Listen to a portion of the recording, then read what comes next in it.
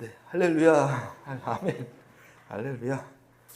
저희들의 이게 인사는 할렐루야죠. 이렇게 입이 잘 안 떨어져도요, 마음이라도 이렇게 그리고 입으로 떨어져서 했으면 좋겠습니다. 할렐루야는 야훼, 야자가 이제 여호와를 의미하고요. 할렐루야는 찬양합니다를 의미하죠. 하나님을 찬양합니다. 이런 뜻으로 저희는 고백합니다. 상황이 어떻든 내게 일어나는 일이 어떻든 상관없고요. 나는 하나님 찬양하기로 결정했습니다 하면서 저희들은 이렇게 인사합니다. 그것이 저희들의 믿음의 고백이었으면 좋겠고요. 환경이 이러면 찬양했다가 환경이 이러면 또 안 했다가 할 수 있는 게 아니라 주님은 하나님이시기 때문에 나의 구원자이시고 창조주이시기 때문에 나는 찬양하기로 결정했습니다. 그게 할렐루야인 줄 믿습니다. 저희 교회가 이게 세워진 지 1년 됐는데 하나님 무슨 연유인지 선물을 막 보내주셨어요. 선물. 선물인데 예배자들을 보내주신 게 하나님 크신 선물 같아요. 제가 제일 좋아하는 선물이 그거거든요. 함께 예배할 수 있는 사람들을 보내주는 거. 특별하게 중국에서도 이렇게 보내주시고 이렇게 보내주시더라고요. 이렇게. 1년 전에도 이 설교를 했습니다. 전 이 설교를 준비하면서 1년에 한 번씩 이 설교 해야겠다. 그렇다고 내용이 똑같진 않아요. 본문을 이걸로 잡았다는 거죠. 왜냐하면 교회 세울 때 주님 주신 말씀이 이 말씀이었기 때문에 그렇습니다. 믿음이 없이는 하나님을 기쁘시게 할 수 없다. 이 말씀 가지고 시작했습니다. 그래서 하나님을 기쁘시게 하려면 믿음이 필요하다. 하나님을 기쁘시게 하는 공동체를 만들어 다오. 하나님이 마음이 시원해질 수 있는 공동체를 세워 다오. 주님 이렇게 말씀을 주셔서 이 말씀 가지고 했습니다. 1년에 한 번씩 이 말씀을 듣게 될 것입니다. 물론 하나님 보내시는 곳이 있으면 또 보내신 곳에서 하시면 되지만 지금은 그렇습니다. 이게 교회의 꿈이었고 비전이었어요. 말씀 위에 교회를 세우라고 하셨는데 어떤 말씀이었냐면 기억하셨으면 좋겠어요. 하나님이 기쁘신 교회, 하나님이 기뻐하시는. 근데 어떻게 해야지 기뻐하는지를 오늘 이렇게 설명하고 있습니다. 어떻게 해야지 기뻐하실까? 하나님 기쁘시게 한다고 우리가 열심히 하죠. 하나님 안 좋아하는 거 하고 싶은 사람이 어디 있습니까? 그죠? 다 기쁘게 하고 싶잖아요. 마음은요. 근데 지금 내가 하는 게 기뻐하는 건지 안 기뻐하는지 모르잖아요. 근데 오늘 성경에 보니까요. 에녹이라는 사람이 나오는데 5절에 에녹은 하나님을 기쁘시게 하는 증거를 받은 자였더라. 언제요? 죽기 전에. 사실 죽음을 맛보지 않고 하나님 들림받아 갔으니까 하나님께서 장소를 옮기기 전에라고 표현해요. 죽음을 맛보지 않고 장소를 옮겼다. 죽음이 아니죠. 믿는 자들에게는 영생을 얻었으니까. 영생을 얻었는데 왜 죽어야 됩니까? 그거는 이제 우리 차원에서 육신을 입고 있으니까 그런 해석을 할 수 있는 건데 하나님 차원에서 보면요 장소의 옮김이에요. 그죠? 육신의 옷 입고 있다가 썩지 않는 옷으로 갈아입는 타임이 있을 때 그 타임에서 옷을 갈아입고 주님과 동행하는 거예요. 동행하다가 또 동행하는 거예요. 그게 영원한 생명이죠. 그죠? 그게 에녹에게 하나님께서 하셨던 증거였어요. 에녹은 옮김을 받을 때 죽지 않았거든. 에녹은 옮김을 받을 때 바로 직전까지 내가 뭐라고 생각했냐면 나를 참 기쁘게 했던 자다. 이게 증거를 받았다. 놀라운 하나님의 어떤 상장이죠. 이렇게 상장이면 상장이고 증거죠. 하나님이 내가 에녹은 진짜 기쁘더라. 이제는 천국으로 옮김을 받았으니까 이제는 기쁘지 않을 수가 없는 삶이 돼버린 거죠. 그죠? 그게 에녹의 모습이었습니다. 근데 에녹이 뭐 어떤 업적을 남겼다고도 써있지 않아요.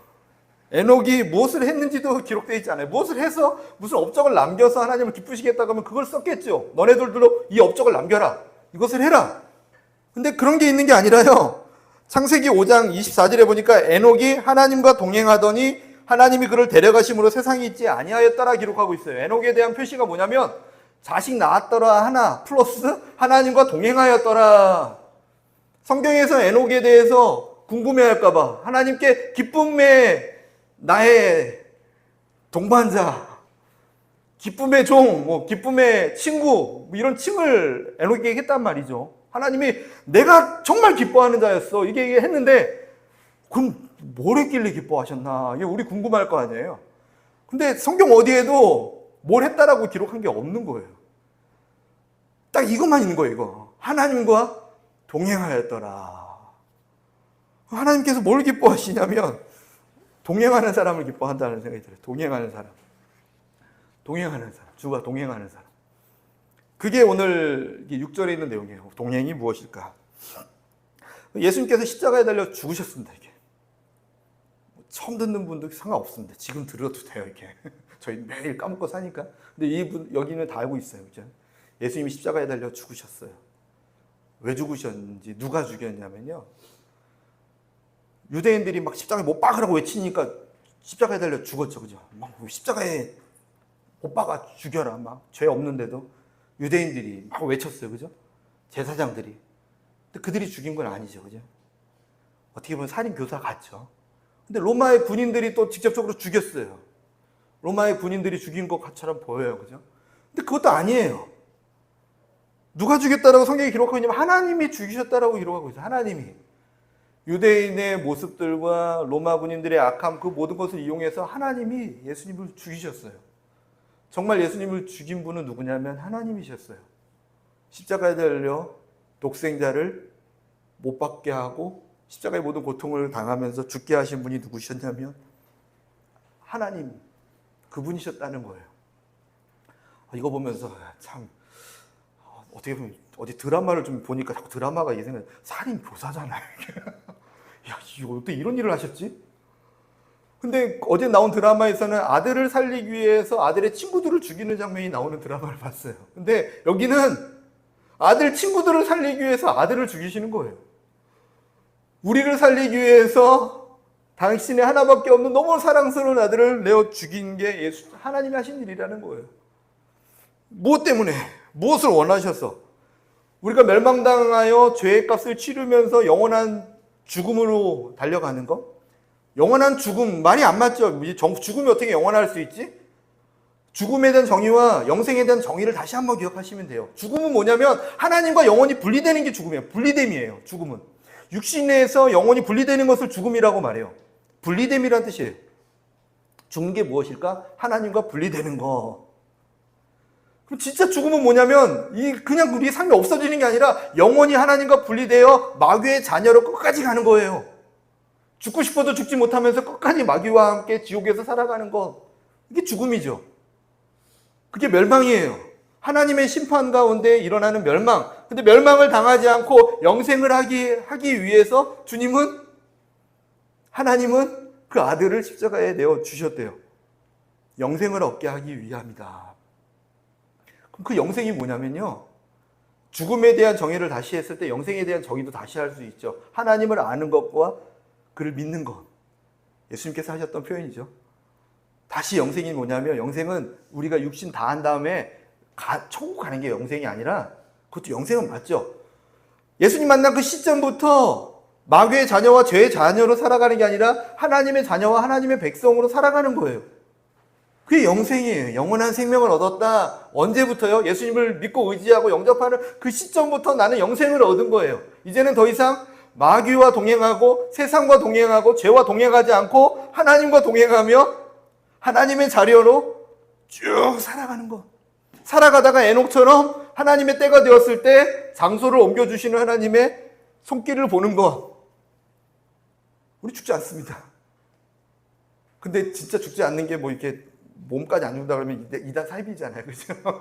그런 게 아니라 하나님과 분리됨이 없어요. 지금도 하나님과 동행하고 교통하며 영원히 하나님과 교통하며 동행하는 삶을 살게 될 것입니다. 그게 영생이에요. 영생으로 살아가는 삶. 그게 주님께서 기뻐하시는 동행의 삶이고 그게 믿음의 삶이었습니다. 에녹을 보면서 너는 참 기쁘다. 옮겨질 때까지 나와 동행하였다. 저희들에게도 그 칭함이 있었으면 좋겠어요. 너는 지금도 나와 동행하고 있고 옮겨질 그때까지도 나와 동행하고 옮겨진 다음에는 뭐 동행 안 할 수가 없죠. 라이브로 예수님의 설교를 날마다 들을 것이고 지금 예배 드리는 것 이상으로 매일 예배 드릴 겁니다. 그죠? 그게 우리가 천국 가서 할 일 아닙니까? 영원히 동행하는 것이 주님께서 기뻐하시는 삶인 줄 믿습니다. 에녹의 업적을 보지 않으셨어요. 동행하는 것이 무엇이었냐면 6절에 보니까 첫 번째로 하나님께 기뻐하는 것은 그가 계신 것을 믿는 것. 동행하는 자의 기본이죠. 이게. 하나님이 나와 함께 계시구나를 믿는 것. 그분이 살아계셔서 나와 함께 계시구나. 그래서 우리의 삶 가운데서 정말 너가 나를 믿느냐 믿지 않느냐를 주님 평가하시는 게 뭐냐면 내가 너와 함께 하고 있는지 없는지에 대한 하나님의 체크예요. 내가 너 옆에 있는 건 넌 믿고 있니? 없니? 하나님은 우리 안에 계시고 지금 이곳에 계시고 눈에 보이지 않지만 지금 우리와 함께 계십니다.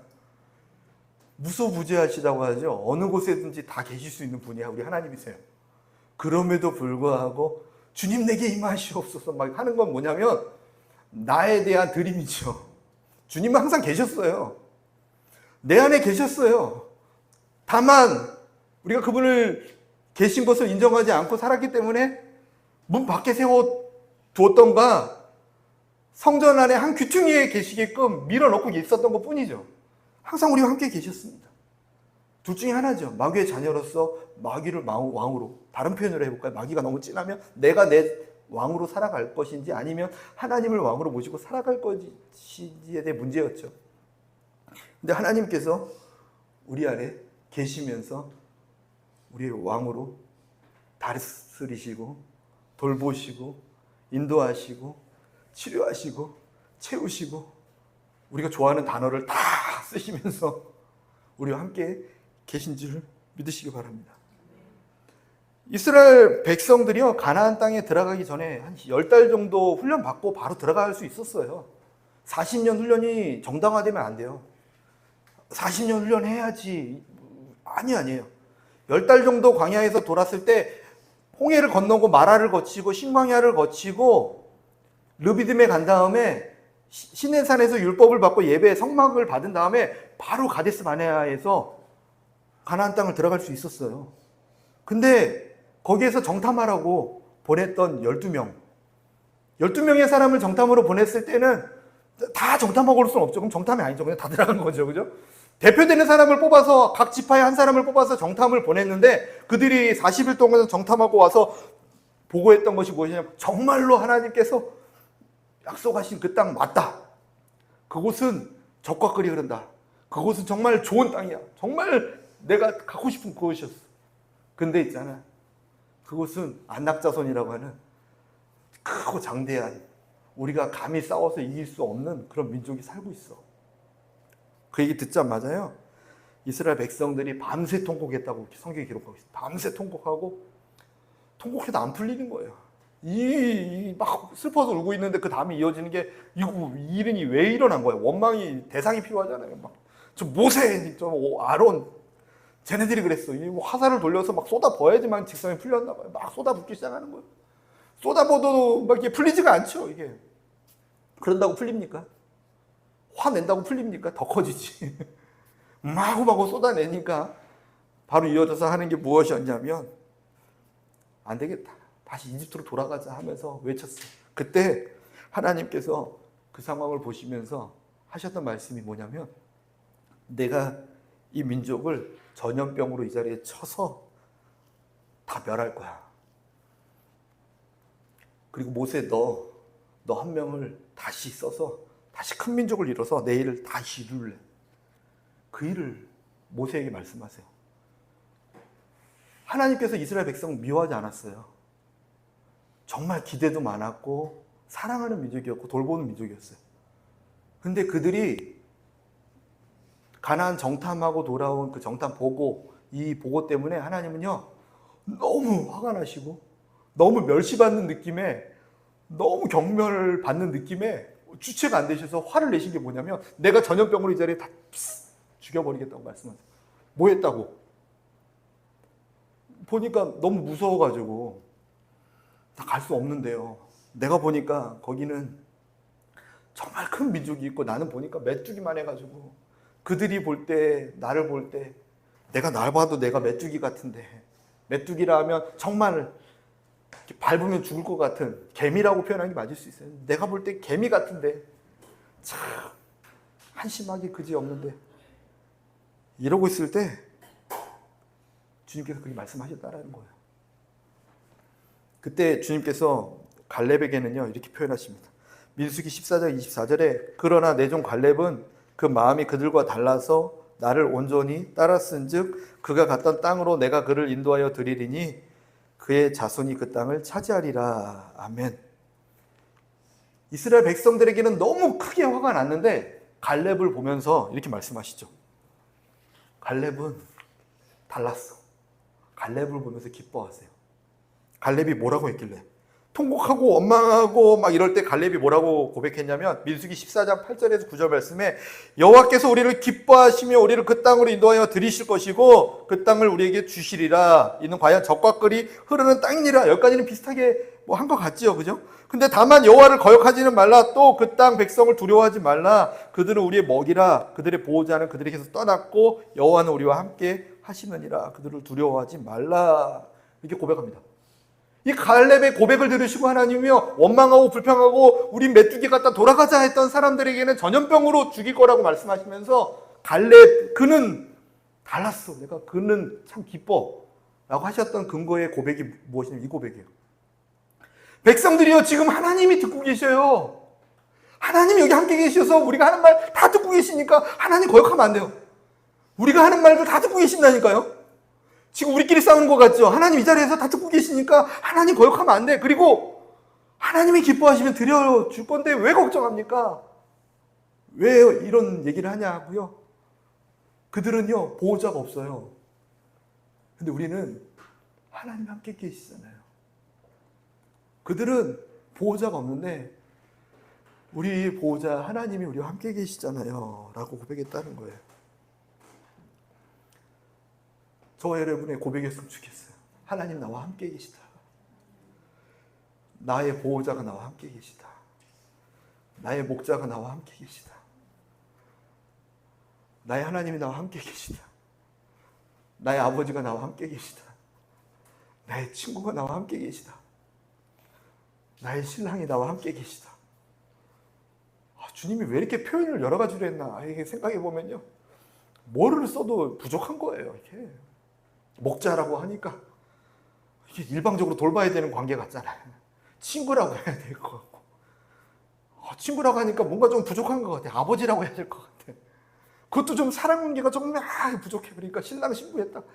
이 세상 우리 육신의 언어, 인간의 언어로 쓸 수 있는 모든 정보들을 다 털어서 우리에게 다 말씀하시면서 결국 하고 싶은 얘기가 뭐냐면 너와 나는 특별한 관계로 함께 있는 존재야. 너는 나고 나는 너야. 우리 하나야. 그것이 주님께서 우리를 통해서 믿길 원하시는 주님의 도전인 줄 믿습니다. 그거 이루시려고 주님은요, 십자가에 달려 죽으셨어요.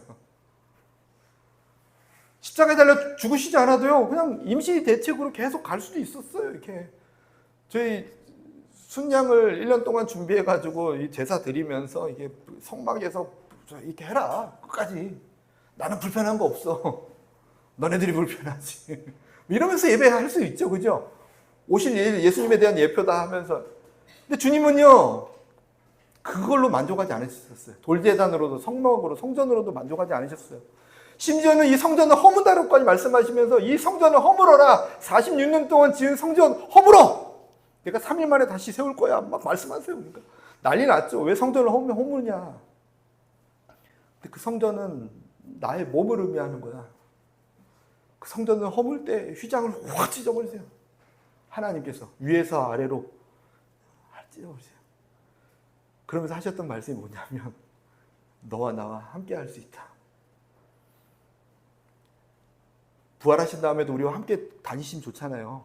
근데 하나님 보좌 우편으로 가시면서 내가 너희를 위해 기도하고 처소를 준비한다 하시면서 다시 오신다고 하시면서 올라가셨어요. 제자들이 예수님이 우리와 함께 계신 것 말고 뭐가 더 유익입니까? 아니야. 내가 올라가는 게 유익이야. 올라가야지만 성령님께서 너희 안에 오실 수 있어. 올라가야지만 지금은 육신으로 옆에 있어도 포옹을 해도 이 정도밖에 못 있지만 우리 안에 거할 수 있어. 늘 함께 동행할 수 있어. 하나님의 꿈이었습니다. 우리와 하나 되어 걸어가는 것. 성전 지어드리고 뭐 드리고 그걸로 하나님 기쁨 되지는 못한 것 같아요. 물론 주님 말씀 안에서 주와 인도하심 가운데 일어나는 건 이렇게 기쁨이 되죠. 근데 그 본질이 없는 다른 것에서 기쁨을 주님은 찾지 않으세요. 저와 여러분이 늘 주님이 함께 계심을 믿고 살아가는 하나님의 뭐 좋은 단어를 쓰십시오. 친구, 나는 친구야. 신부, 나는 신부야. 양, 나는 양이야. 좋은 단어 쓰십시오. 다 맞으니까. 대신 중요한 건 뭐냐면 그만큼 우리와 함께 계시기를 꿈꾸고 계시고 소원하고 계신다는 것, 그것을 믿으시기 바랍니다. 저 땅 끝에 가도 계시고요, 저 바다 밑에 가도 계세요. 요나가 저 지중해 바다 밑으로 가서 배 밑에서 잠들면 하나님 음성 안 들을 줄 알고 막 도망가도요, 거기까지 찾아오셔서 주님, 요나야, 나 너하고 할 얘기 있어. 왜 너 내 마음 몰라줘? 좀 표현이 너무 가벼웠나요? 제가 보니까 표현이 그래요.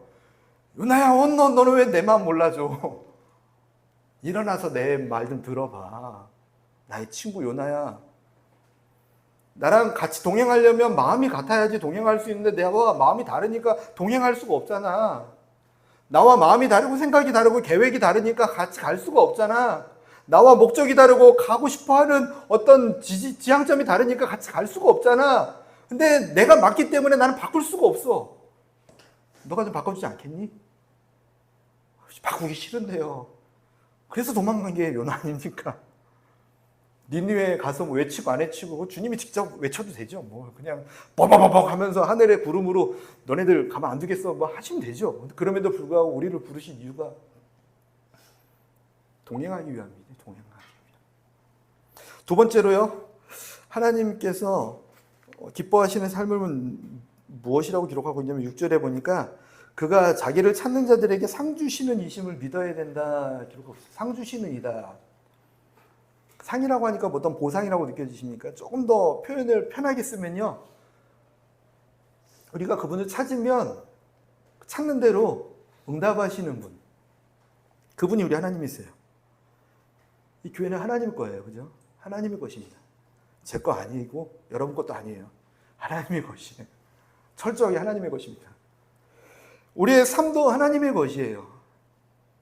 자꾸 이게 내 거 아닐까 해서 내가 좀 흔들려고 하면요, 이게 하나님하고 잘 맞으면 이게 가속도가 붙죠. 근데 잘 삐걱삐걱 하면요, 그 조율하는데 좀 시간이 걸려요, 이게. 하나님의 것이니까. 우리 자녀들도 하나님의 것이에요. 자꾸 내가 어떻게 해보려고 하면 자꾸 삐걱삐걱 하는 거예요. 하나님의 것이고 하나님께서 운행하시는데. 그렇기 때문에 우리가 하나님께 찾아야 될 게 무엇이냐, 구해야 될 것이 무엇이냐면 하나님의 것이기 때문에 하나님의 마음과 생각과 계획이 무엇인지를 구할 수 있는 게 우리의 믿음이었으면 좋겠습니다. 하나님의 마음이 어디 있습니까? 하나님의 계획과 뜻이 어디 있습니까? 그것을 찾는 거죠. 그걸 기뻐하신대요. 하나님의 것이라고 인정하는 것 이상으로 우리가 구해야 될 것이 하나님의 것인데 잘 모르겠거든요. 어떻게 해야 될지. 마음과 생각을 주님께 구하는 것이 믿음입니다. 로마서 8장 5절에서 8절 말씀에 육신을 따르는 자는 육신의 일을, 영을 따르는 자는 영의 일을 생각하나니 육신의 생각은 사망이요 영의 생각은 생명과 평안이니라. 육신의 생각은 하나님과 원수가 되나니 이는 하나님의 법에 굴복하지 아니할 뿐 아니라 할 수도 없습니다. 육신에 있는 자들은 하나님을 기쁘시게 할 수 없느니라. 아멘. 하나님을 기쁘시게 할 수 없다 말씀하고요, 하나님과 원수된다라고까지 표현해요. 어떤 사람들이요? 육신의 생각으로 살아가는 사람들. 육신의 생각은 언제 갖게 되냐고 써 있어요. 육신을 따르는 자들. 육신을 따르다라는 건 뭐냐고 설명하면 지금 얘기한 것처럼 이 땅의 것들이 내 것이라고 생각하고 내 계획과 내 마음으로 이끌어가려는 사람들, 육신의 계획으로 이끌으려고 하는 사람들을 보면서 육신을 따르는 자는 너의 계획과 너의 생각과 너의 마음이 너무 앞서 있어서 그건 나와 원수가 돼. 나의 기쁨이 되지 않아. 그냥 별거 아닌 것처럼 느껴지는데 이게 하나님과 원수가 된다네요. 하나님이 하려는 길에 반대에 서서 오히려 하나님의 일을 가로막는 자가 된대요. 그래서 우리는요, 하나님의 마음과 생각을 찾아야 되는 줄 믿습니다. 구해야 되는 줄 믿어요. 빌립보서 4장 6절 7절 말씀에 아무것도 염려하지 말고 다만 모든 일에 기도와 간구로 너희 구할 것을 감사함으로 하나님께 아뢰라. 그리하면 모든 지각에 뛰어난 하나님의 평강이 그리스도 예수 안에서 너희 마음과 생각을 지키시리라. 아멘. 아무것도 염려하지 말래요. 염려가 이제 걱정, 근심 이런 것도 염려라는 의미로 들어가지만 염려의 원어적인 표현은 생각이 나뉘다라는 표현이에요. 이게. 생각이 나뉘다. 어떠한 것에든 생각이 나뉘지 말아라. 생각이 나뉠 때 걱정되고 두렵고 힘들고 어려움, 수고에 이런 열매가 나타나는 거죠. 삶 가운데 두렵고 생각이 나뉘었으니까 생각이 하나님께로 돼 있으면 이런 일이 안 일어나죠. 그래서 염려하지 말아라. 생각이 나뉘지 말고 감사함으로 하나님께 아뢰라. 그러면 하나님께서 모든 지각에 뛰어나시다. 우리의 생각, 환경, 우리의 마음까지도 정확히 통찰하시는 하나님. 나 실수했네. 이러지 않으신 하나님. 완전하게 통찰하시고 우리의 계획과 우리의 마음과 관계까지도 정확히 통찰하시는 하나님께서 우리의 마음과 생각을 지키신대요. 육신의 생각에 넘어지지 않도록 하나님의 마음과 생각에 붙들려 살도록. 저 사람은 성령님의 사람이구나.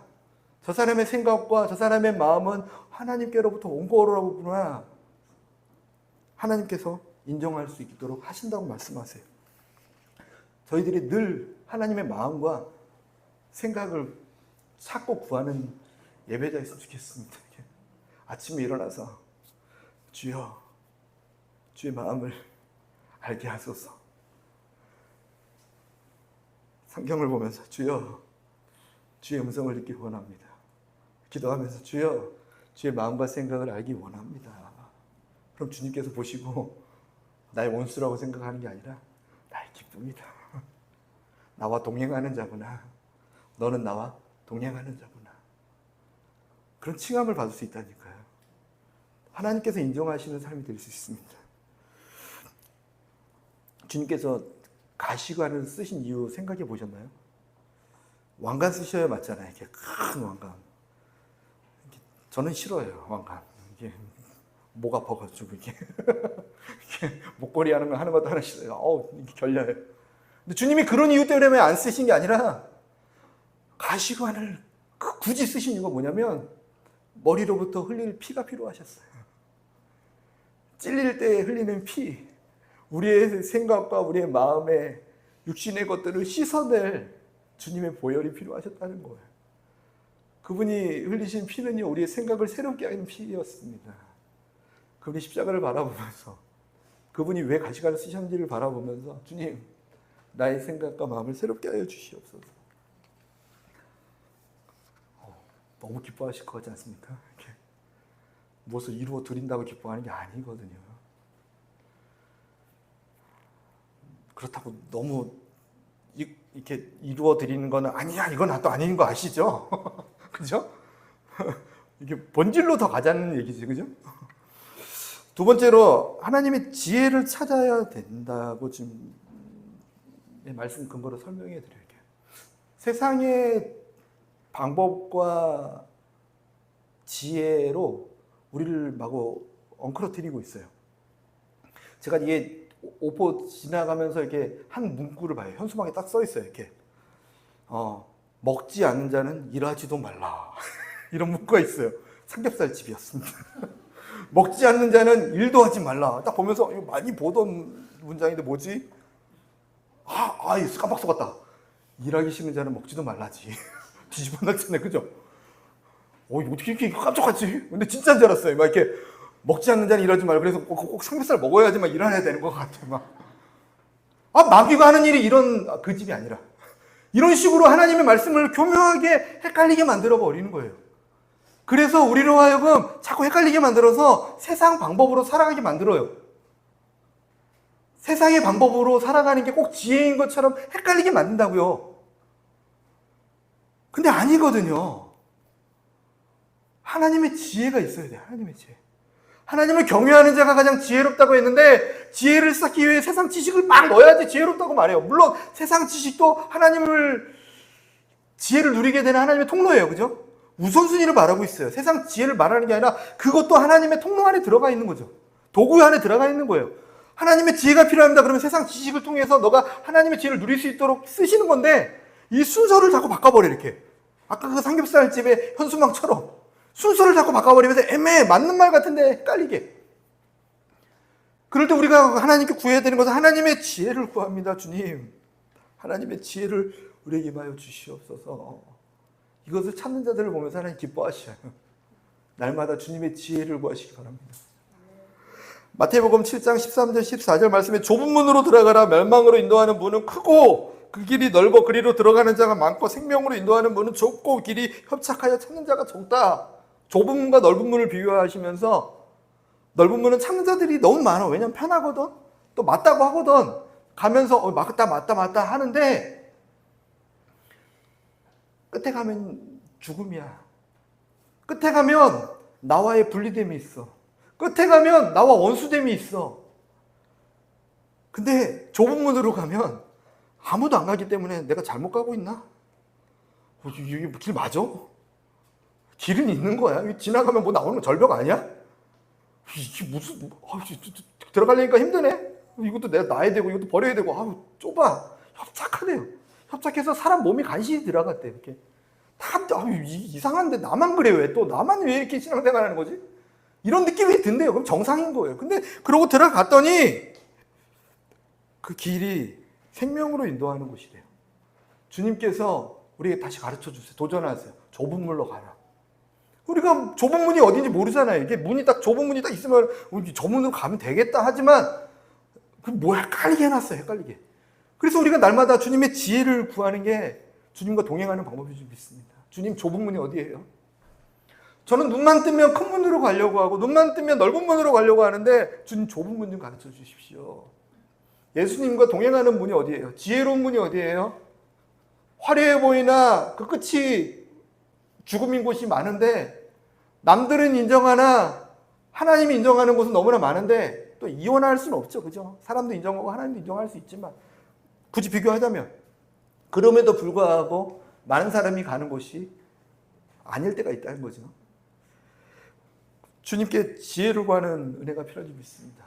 기도 제목이 없다고요? 이 기도만 해도 날마다 기도할 수밖에 없을 것 같아요. 주의 마음을 부어주십시오. 주의 생각을 부어주십시오. 주의 지혜를 주십시오.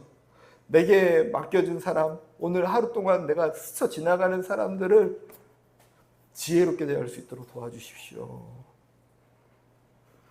야고보서 1장 5절 말씀에 너희 중에 누구든지 지혜가 부족하거든 모든 사람에게 후히 주시고 꾸짖지 아니하시는 하나님께 구하라. 그리하면 주시리라 주님 약속하셨어요. 약속에 근거하여 자녀도 뭐 우리 잘 키울 것 같지만 사실은 잘 못 키워요. 특히 첫째는요. 처음 우리 엄마 돼봤잖아요. 그렇죠? 처음 키워보잖아요. 어떻게 잘 키워요? 처음 하는데.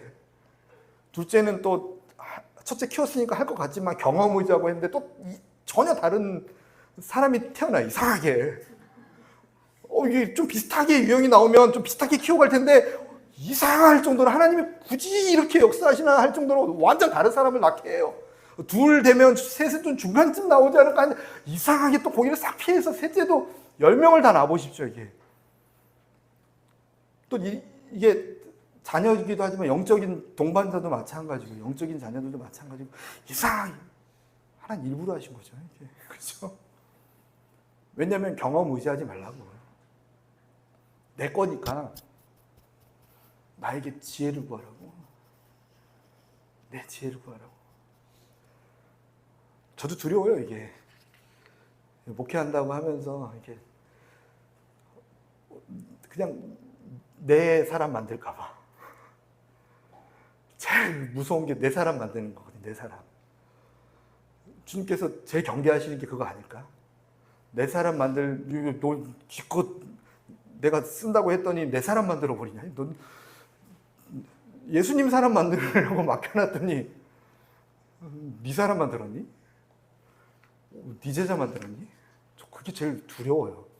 그래서 누군가가 우리 목사님 최고예요, 목사님 의지해요 그러면 저 사람 나하고 시험 듣게 생겼다.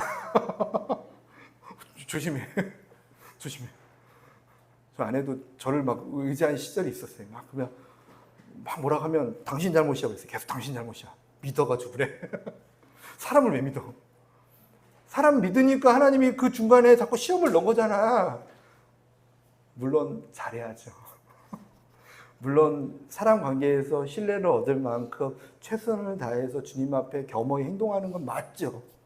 그럼에도 불구하고 자세와 태도, 우리가 주님과 동행하는 자의 신앙의 모습을 설명하고 있습니다. 그게 주님께서 기대하시는 거 아닐까요? 날마다 나는 할 수 없는데요, 좀 도와주십시오.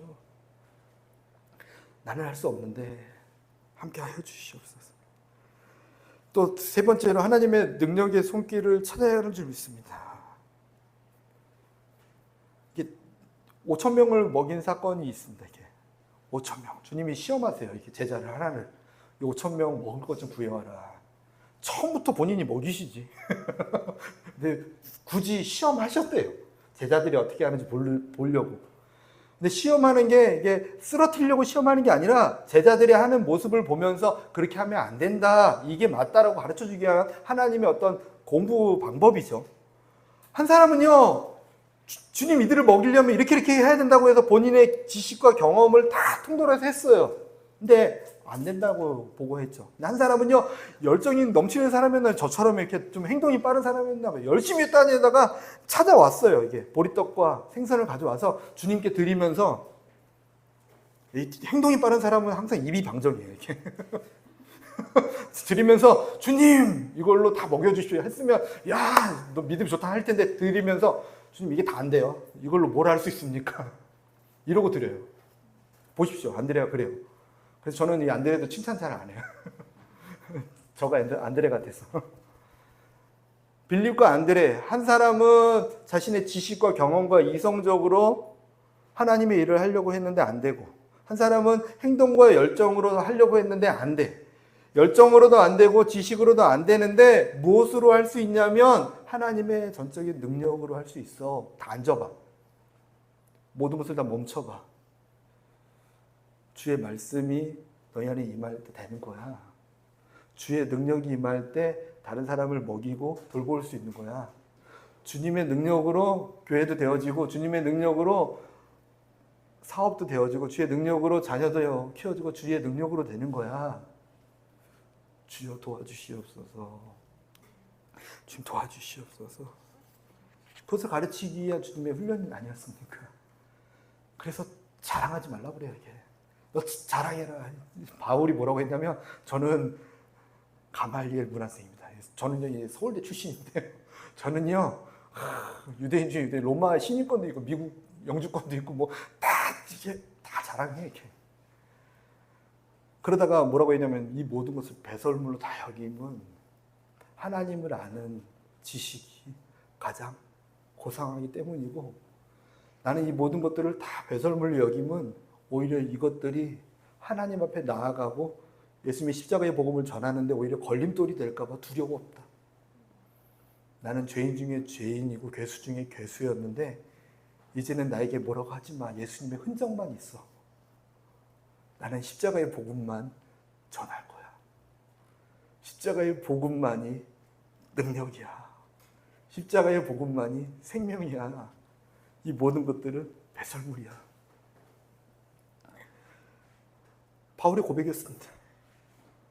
근데 배설물이라고 했는데 배설물을 모으십니까? 아니죠. 배설물이라 한 의미는 그것으로 뭘 할 수 없다라는 것을 의미해요. 그죠? 그가 하나님을 아는 지식이 가장 고상하다. 나는 표대를 향하여 달려간다. 그가 교회도 많이 세우고 제자도 많이 세우고 했지만 표대를 향하여 달려간다. 내가 했던 거 또 학계가 아니라 이게 중요하지 않고 이건 하나님이 하신 거라고 고백하는 거예요. 이건 다 하나님이 하신 거니까 뭐 제자 세우고 교회 세우고 다 하나님이 하신 건데 뭐 내가 자랑할 게 뭐 있어. 내가 자랑할 것은 오직 예수 그리스도밖에 없고, 내가 자랑할 것은, 내가 달려갈 것은 하나님을 알아가는 것밖에 없다. 하나님을 닮아가는 것밖에 없다. 그렇게 고백합니다. 저와 여러분도 이 바울 사도의 고백처럼요, 하나님을 알아가는 것이 우리 인생의 가장 큰 표대다 삼고, 알아간다라는 단어 안에 속뜻이 좀 있어요. 이렇게. 내가 저분 알아간다도 맞지만, 내가 저희 강민혜 집사님 잘 알아 하려면 이게 서로 교감이 있어야지 아라가 되는 거, 동행해야지. 아라 하는데 나는 별로 이렇게 몇 번 스쳤지 별로 이렇게 안다고 말하고 싶지 않을 그 뭐예요? 관계가 형성이 되지 않으면 안다고 말할 수 없는 건데 주님을 알아가는 거, 주님과 깊은 관계 속에서 동행하는 거, 영생을 누리고 영생을 맛보고 영생을 전하며 살아가는 것, 그것이 주님께서 기뻐하시는 삶인 줄 믿습니다. 아멘. 에녹은요 하나님과 동행하는 삶을 살았습니다. 근데 하나님께서 그를 보면서 옮겨지기 전에 내가 기뻐하는 자였다. 저희도요 언젠간 주님께서 옮기실 거예요, 그죠? 옮기시기 전에 너의 삶을 보니까 참 기쁘다. 그냥 존재 자체만으로도 기쁘지만, 뭐 존재 자체만으로도 우리가 기쁘죠. 그럼에도 불구하고 주님께서 기뻐하시는 칭함을 받을 수 있는 예배자의 삶이 되기를 예수님의 이름으로 간절히 축원드립니다. 같이 말씀